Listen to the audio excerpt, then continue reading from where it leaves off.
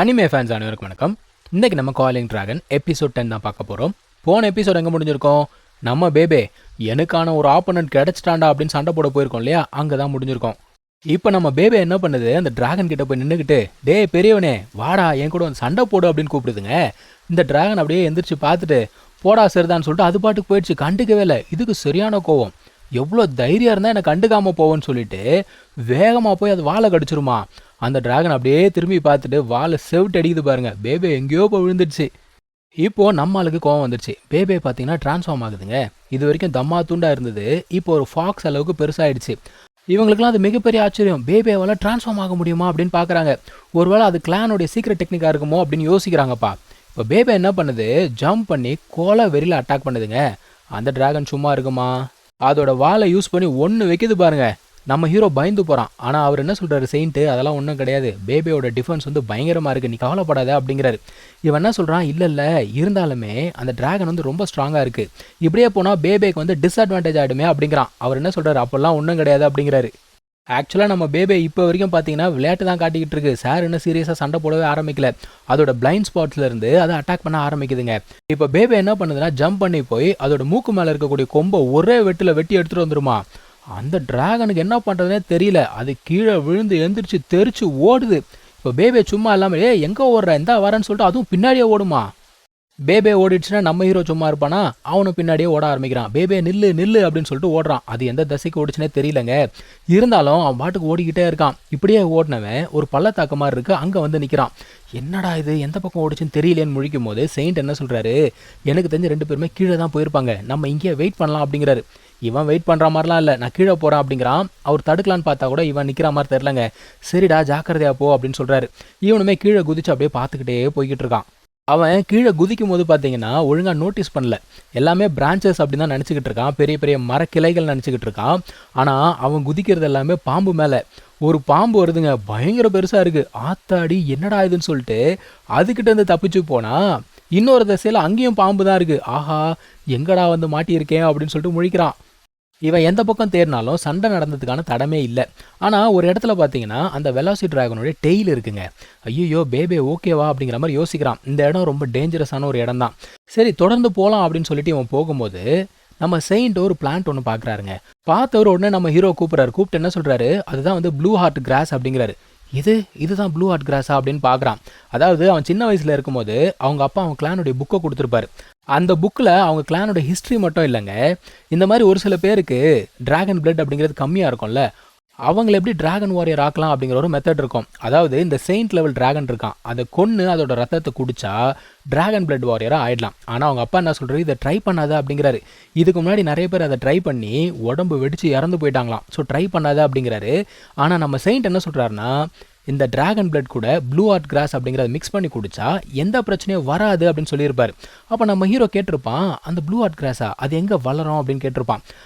இவர் என்ன சொல்கிறாரு, அது எங்கே வளரும்னு எனக்கு தெரியாது, ஆனால் கண்டிப்பாக அது டேஞ்சரஸான பிளேஸ் தான், இப்போ நீ இருக்க ஸ்ட்ரென்த்துக்கு உன்னால் அங்கே போக முடியாது அப்படின்னு சொல்லியிருப்பாரு.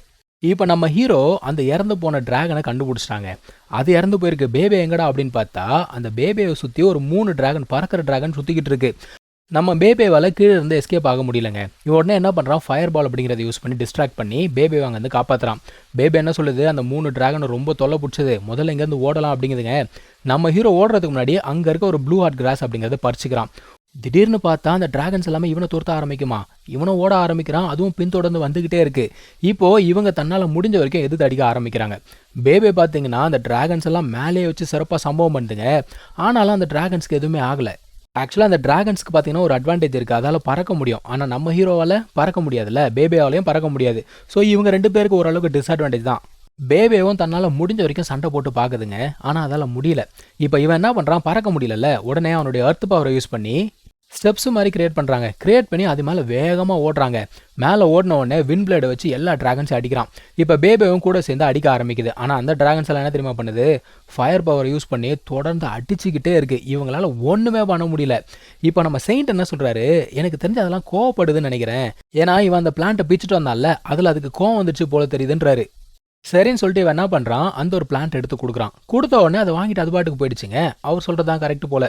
இப்படியே ஒரு சில மாதங்கள் போயிடுச்சு.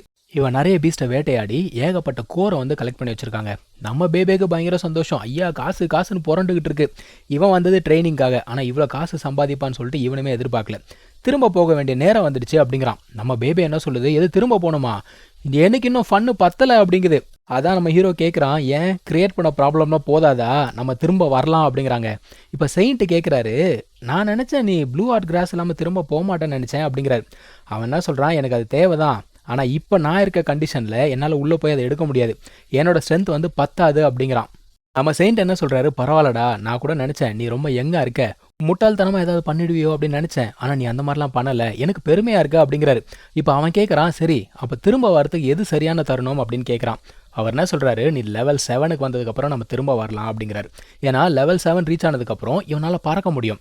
அது மட்டும் இல்லாமல் இவனோட ஸ்பெல்ஸ் எல்லாமே ரொம்ப ஸ்ட்ராங் ஆகிடும்.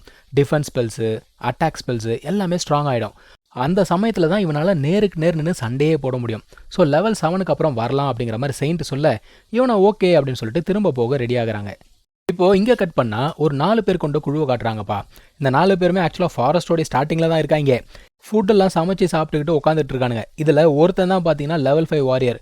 மற்றவங்கெல்லாம் இவனை நம்பி தான் உள்ளுக்குள்ளே வந்திருக்கானுங்க போல. அவன் என்ன சொல்கிறான், டே நான் லெவல் 5 வாரியர்ரா, இங்கே இருக்க சின்ன சின்ன பீஸ்டெல்லாம் நான் ஈஸியாக சமாளிச்சிருவேன் அப்படிங்கிறான். இவன் அவனுடைய தற்புகழ்ச்சியை பேசி கூட முடிக்கலைங்க. அதுக்குள்ளே பார்த்தீங்கன்னா ஒரு லெவல் 5 பீஸ்ட் அங்கே வந்துருமா. அது பார்க்கறதுக்கே பயங்கரமாக இருக்குது.